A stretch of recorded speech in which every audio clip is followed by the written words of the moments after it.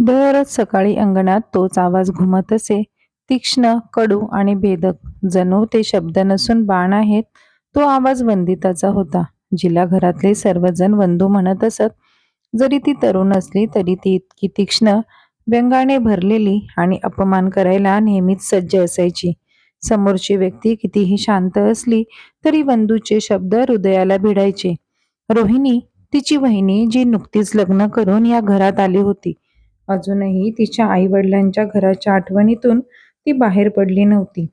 पण या घरातील जीवन, जबाबदाऱ्या आणि तिच्या नंदेचे विषारी शब्द तिच्या मनावर इतके परिणाम करत होते की तिला स्वतःच्या घरातच अनोळखी वाटू लागले. रोहिणी एक गरीब मुलगी होती, पण ती मनाने निर्मळ होती. ती काम टाळणारी नव्हती. ती नेहमीच प्रत्येक गोष्ट मन लावून करायची. तिच्या नवीन घरात म्हणजेच सासरी राहिल्यानंतर तिला लगेचच जाणवले की या घरात तिच्या मेहनतीची कदर केली जाणार नाही, फक्त चुका काढणारेच आहेत. दररोज सकाळी ती अंगण झाडून स्वयंपाकघरात चहा बनवताना किंवा भाज्या चिरताना वंदू कुठल्या ना कुठल्या बहाण्याने तिथे येत असे. तिथे जाऊन मोठ्याने म्हणायची, "अगं बहिणी, तू अशा प्रकारे काम करतेस का? तुला तुझ्या आई वडिलांच्या घरी काही शिकवले गेले होते की नाही, की तुला लग्न करून असंच आमच्या घरी पाठवलं आहे?" हे बोलताना वंदूचे डोळे तिरस्काराने चमकत होते. जणू काही ती रोहिणीला खालच्या दर्जाचं समजत होती.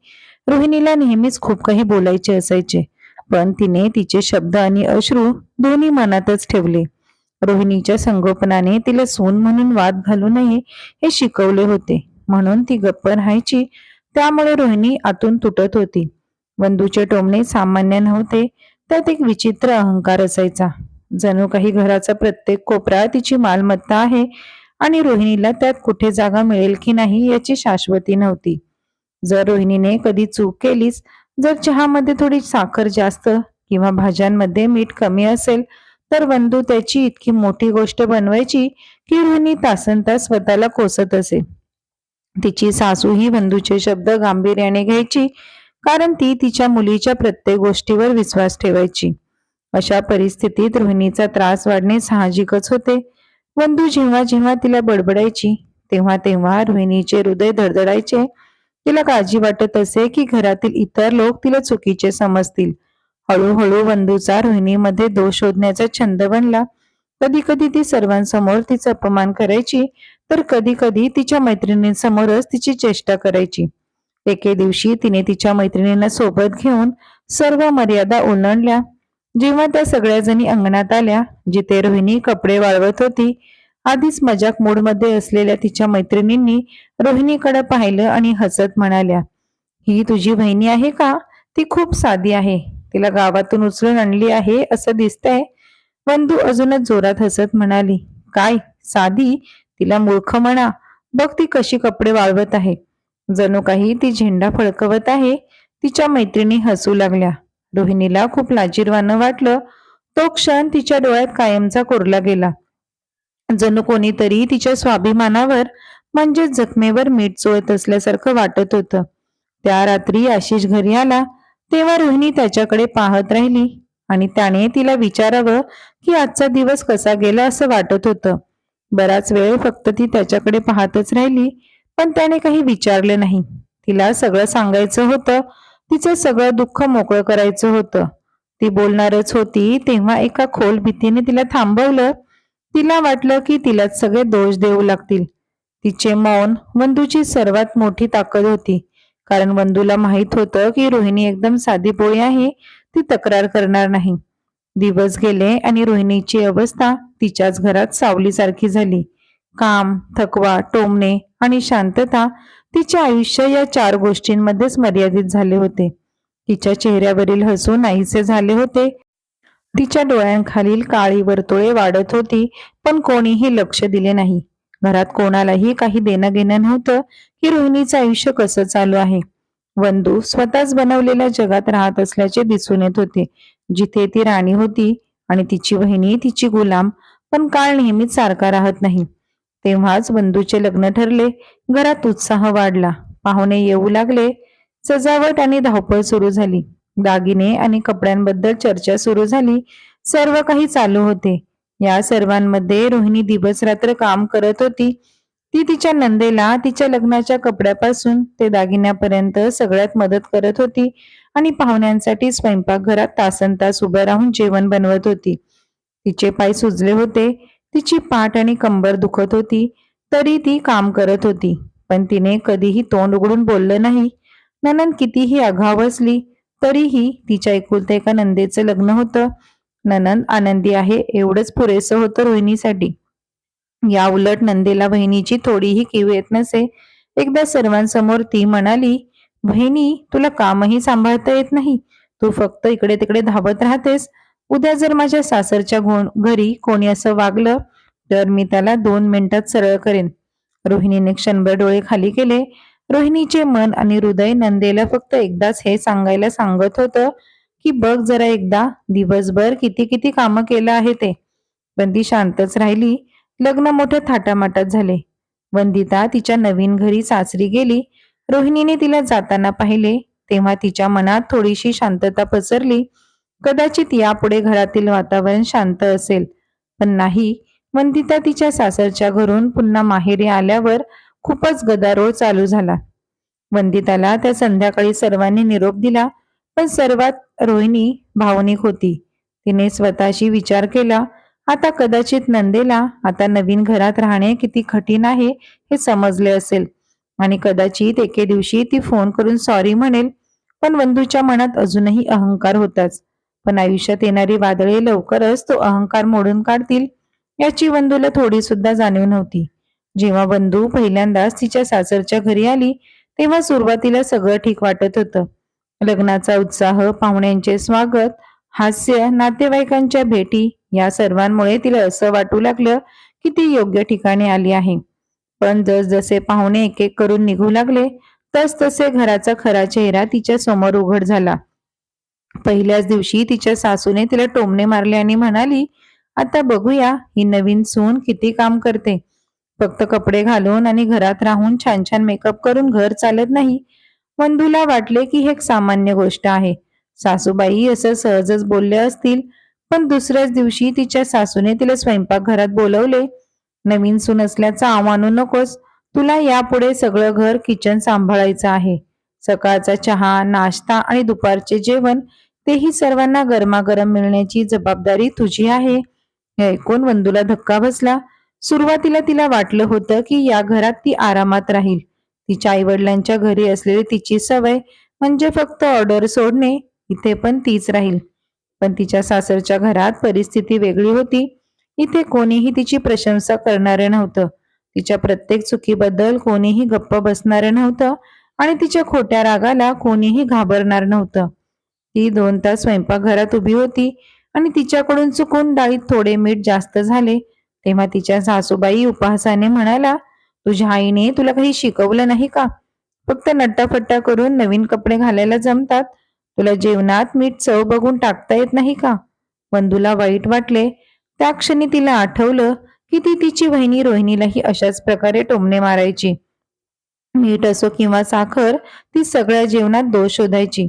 पण आता तेच टोमणे तिच्या कानात घुमत होते आणि फरक एवढाच होता की इथे कोणीही तिला प्रेमाने गोष्टी समजावून सांगत नव्हते. इथे तिला तुच्छतेने वागवले जात होते.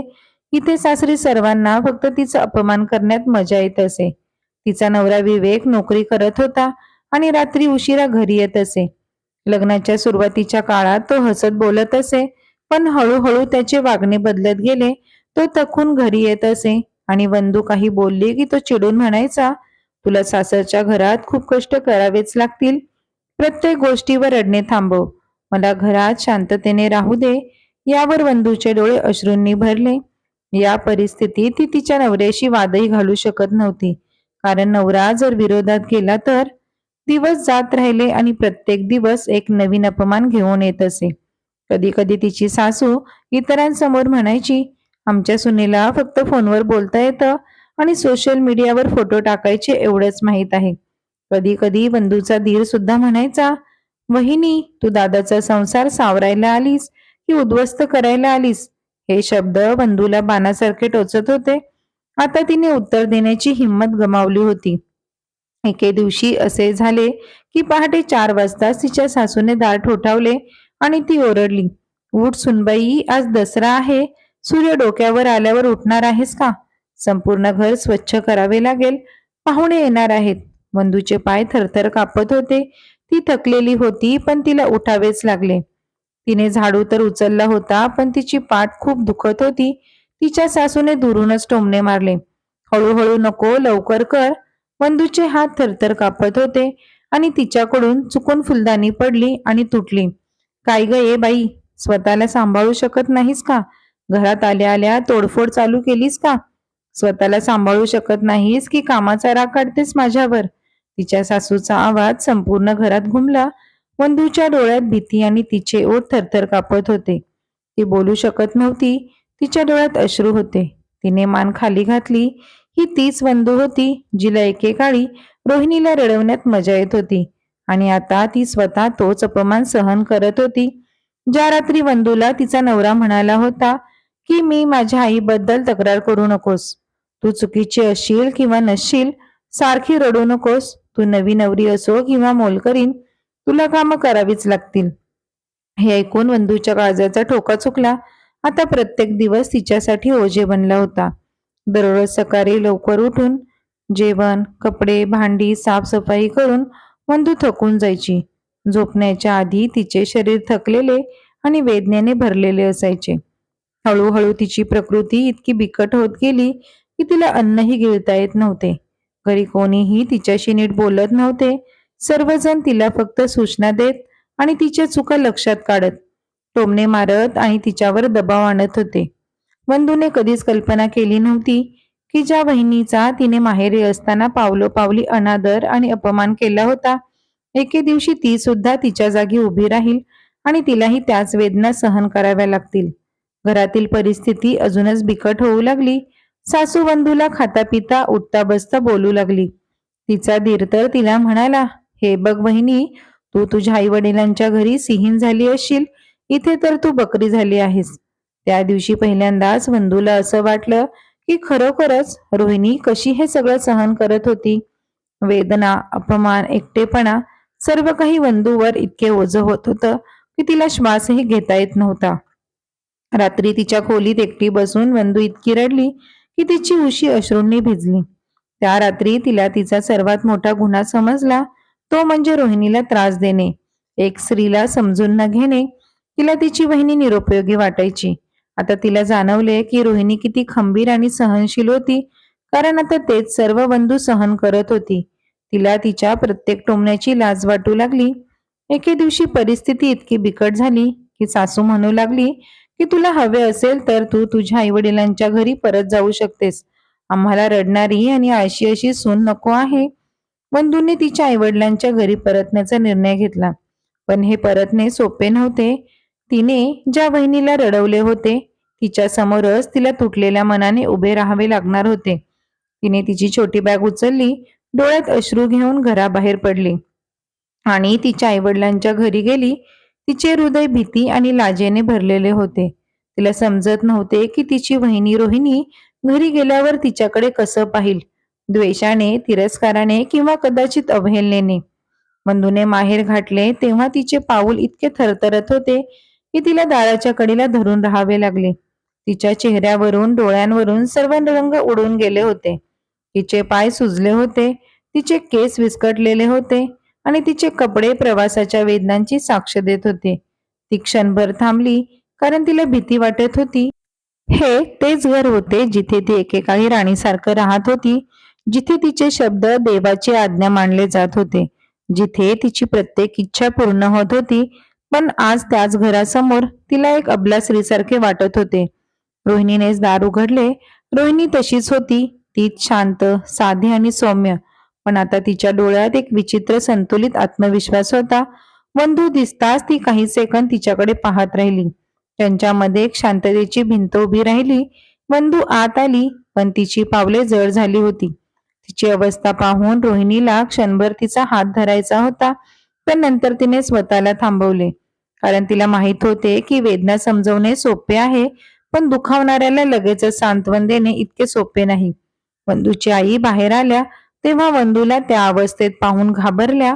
काय झालं वंदू, तू या अवस्थेत कशी आलीस? वंदूने बोलण्याचा प्रयत्न केला, पण अचानक तिच्या घशातून आवाजच निघाला नाही. जणू काही शब्द गुदमरले आणि आतच मरून गेले. आई वारंवार विचारत राहिली, पण वंदू फक्त रडत राहिली. त्या क्षणी पहिल्यांदाच रोहिणी पुढे आली. तिने वंदूच्या खांद्यावर हात ठेवला. तो स्पर्श इतका सौम्य, इतका अनपेक्षित होता की वंदू रडत राहिली. रोहिणीने धीराने विचारले, वंदू, तुला त्यांनी खूप त्रास दिला का? हे वाक्य त्या वेदना ओळखणाऱ्या हृदयातून आलं होतं आणि वंदूने तिचे सर्व धैर्य गमावले. ती जमिनीवर बसली, दोन्ही हातांनी चेहरा झाकला आणि लहान मुलासारखं रडू लागली. तिला श्वास घेण्याचा त्रास होत होता. तिचे खांदे थरथरत होते. तिचा आवाज थरथरत बाहेर आला, वहिनी, मी खूप मोठी चूक केली. मी तुला खूप त्रास दिला, खूप खूप, पण तिथे तिथे तर ते लोक माझ्यापेक्षाही वाईट होते. रोहिणी तिच्या पाठीवर हात लावत म्हणाली, रडू नकोस वंदू, धाडसी हो. काय झालं मला सगळं सांग. वंदू थरथरत्या आवाजात म्हणाली, वहिनी, ते ते लोक मला शांतपणे श्वासही घेऊ देत नाहीत. मी माझ्या कामात कमी पडले किंवा नाही पडले तरी ते सर्वांसमोर मला टोमणे मारतात. जेवणात मीठ कमी असेल तर ते तासनतास माझा अपमान करतात. ते माझ्या बसण्या उठण्याकडेही लक्ष ठेवतात.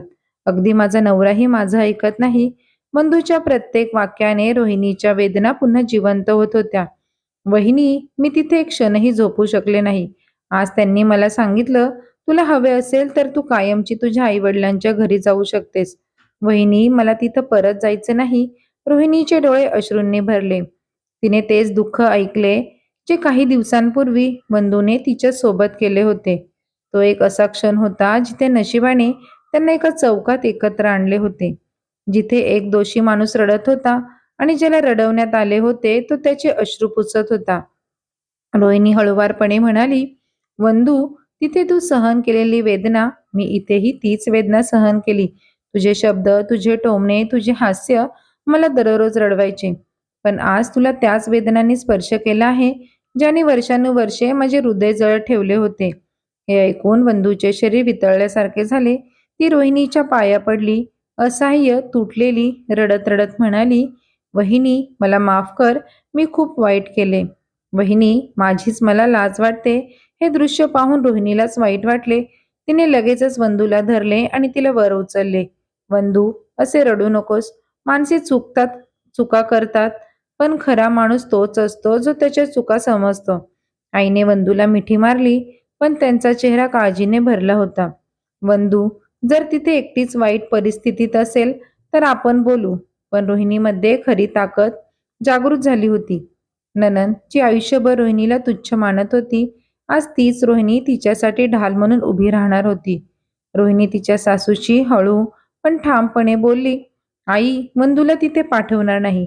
जर त्या घरी इतका अत्याचार होत असेल तर आपल्या मुलीचा जीव धोक्यात आहे. तिला न्याय मिळेपर्यंत ती इथेच राहील. वंदूचे डोळे विस्फारले. तिने विश्वासाने तिच्या बहिणीकडे पाहिले. रोहिणीने तिचा हात घट्ट धरला. वंदू, आता मी तुझ्या सोबत आहे. माणसाचा चांगुलपणा परस्परांच्या दृष्टिकोनातून येत नाही, तर तो हृदयातून येतो. आणि त्या क्षणी वंदूला वाटले की जणू तिचे संपूर्ण जग उलटे झाले आहे.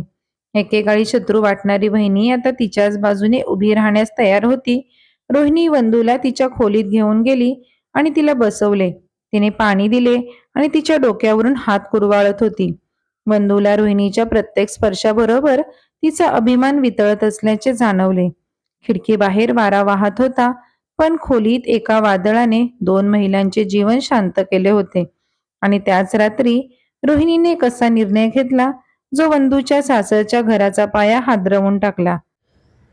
रोहिणीने वंदूच्या सासरच्यांना घरी बोलावून त्यांच्याबरोबर एक बैठक बसवली. मुलाकडच्या लोकांची आणि वंदूची बाजू समजावून घेतली. शेवटी या निर्णयापर्यंत पोहोचले की सर्वांनी वंदूला तिच्या घरात समजावून घेतले पाहिजे, नाहीतर वंदूला जबरदस्तीने घटस्फोट घ्यावा लागेल. जर तुम्ही वंदूला समजावून नाही घेतलं तर तुमच्या मुलाचे आणि आमच्या मुलीचे आयुष्य उद्ध्वस्त होऊ शकतं. 15 दिवसांनी वंदूच्या सासरचे तिला घेण्यासाठी आले. आज वंदू तिच्या संसारामध्ये सुखी आहे. वंदू मनोमनी आपली बहिणी रोहिणीचे मनापासून आभार मानत होती. मित्रांनी मैत्रिणींनो, तुम्हाला आजची ही कथा कशी वाटली ते आम्हाला कमेंट करून कमेंट बॉक्समध्ये नक्की सांगा. कथेला लाईक करा, शेअर करा. अशाच नवनवीन कथा ऐकण्यासाठी तुम्ही अजूनही आपल्या श्री समर्थ या चॅनलला सबस्क्राईब केलं नसेल तर मात्र सबस्क्राईब करायला विसरू नका. पुन्हा भेटू अशाच नव्या कथांसोबत. धन्यवाद.